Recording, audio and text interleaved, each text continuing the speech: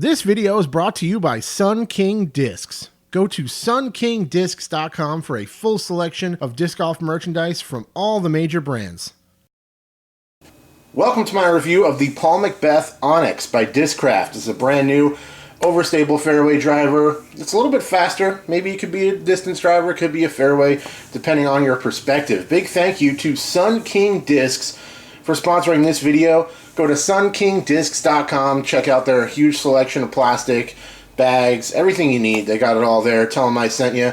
They were also gracious enough to send me 2 of these to make sure I have one to give away. So stay tuned to the end of the video to make sure you have a chance to win one of these beautiful Paul Mcbeth Anax by Discraft.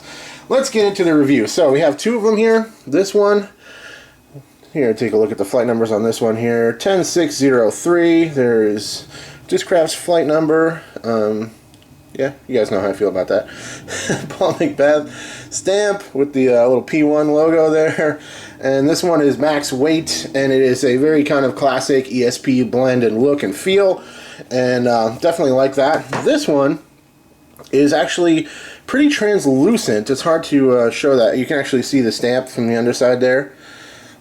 And it's quite pearly, and it has a feel kind of more similar to a Z or Big Z plastic in the hand. Even though these are all considered swirly ESP, I'm sure there are some transitionals there, and this one definitely seems to have more of that pearly kind of Z plastic blend into it. Feels really nice. They both feel good, and I didn't see a huge difference in the flights. This one's 169 grams or so. But yeah, they both feel nice. No issues there. This one definitely has a little bit more of a ESP feel. It's a little bit less grippy to start out, but with pretty much all Discraft plastic, as it starts to break in, you throw it a little bit more and more, it starts to have a little bit better grip over time. And then when you get it nice and seasoned, it has really good grip and feels really nice in the hand. So those are them. Let's take a look at the profile.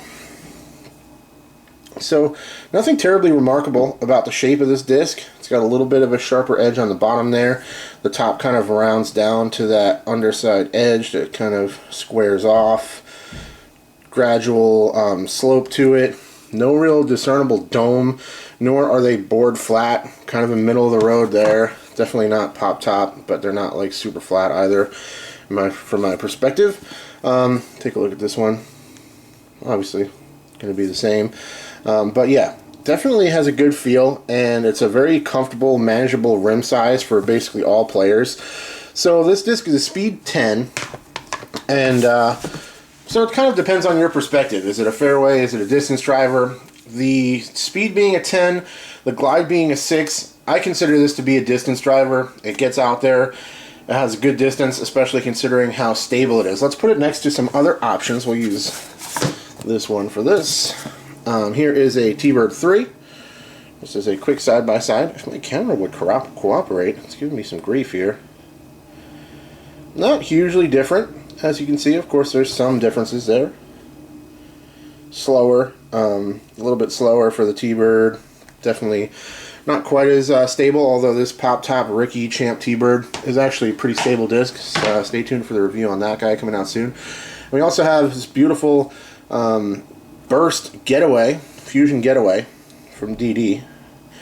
These are quite similar in the way they fly and behave out there in the course, and relatively similar in design as well, as far as my eye. Getaway having 9.5.5, negative 0.5, and then 3 for fade, as opposed to 10.603 on the Anax. One thing I will say about the Anax is my camera once again struggles to readjust. It's a little weird that they kind of went with a name that you have to tell us how it's pronounced. I mean, I would read it as Anax, but it's apparently Anax. I don't know. I didn't think that was like the best idea. Like maybe come up, just name it the Anax and spell it out the same way, but they have a thing they're going for with the kind of theming to the name, so it's really not that big of a deal, but it is a little weird to have to put in parentheses how to pronounce the name of a product. That just seems a little bit counterintuitive to me personally, but it's really basically irrelevant. It's all about what the disc does in the air and how it flies. It feels good in the hand, and like I said, these both have different, slightly different kind of feels to the blend, and they definitely look considerably different. but they're going to be both pretty durable. I would imagine this one being a little bit more towards the Z end of things will be a little bit more durable. And the ESP one might break in a hair faster, but all of Discraft's premium plastic is really tough, durable stuff. It gets grippier as you throw it more and more, and it'll hold up for a long time and take quite a while to break in. Let's talk about the flight of this thing. So, definitely big glide, and it's definitely overstable, but it's not a complete meat hook overstable disc. It's not like a Raptor, Predator, Firebird type flight. It's something that will stand up and hold the line for a little while. If it's got enough height, it will start sweeping in left for sure, but nothing too aggressive in terms of the fade. If you throw it on a steep hyzer, it will hold that really sharp and spike in, which is really nice, but ultimately it's not like a super overstable disc, but it's something you can throw as hard as you want to. It's not going to roll over on you. And it's just something that you can be really trustworthy and consistent with. You just know exactly what it's going to do. But the speed and the glide really gets this thing out there. We've seen Paul Mcbeth at the World Championships throwing this thing really far and getting huge distance. I believe he was throwing it on the baseball field hole, and that's a big shot to get there and clearing that distance with ease with this disc. So it's really kind of more of a distance driver from my perspective. I also think this would be a good little forehand disc. If you don't have a ton of torque and power on your forehands, it can definitely work well for straighter forehand lines that'll finish out a little bit. If you have big power, you can throw this thing as hard as you want to. It's not going to flip or roll over on you too much. It's going to go real straight, big glide, consistent fade. But I think this would also make, and I said this about the Vulture, which is a disc that reminds me of the Anax quite a bit. They're very similar. I'd say the Anax just a little bit faster, a little more stable.